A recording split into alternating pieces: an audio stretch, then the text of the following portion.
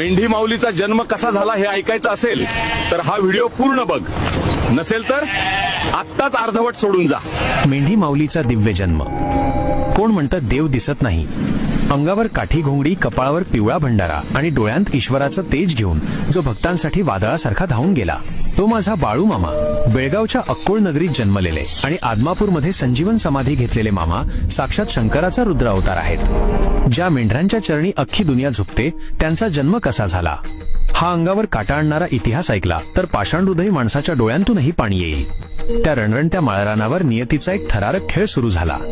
भर दुपारच्या उन्हात एक पवित्र वारुळ उभं होतं, पण त्या जमिनीवर नजर पडली ती गर्विष्ठ आणि नराधम मुलांची। वारुळावर नांगर फिरवण्यासाठी ती पोरं सरसावली।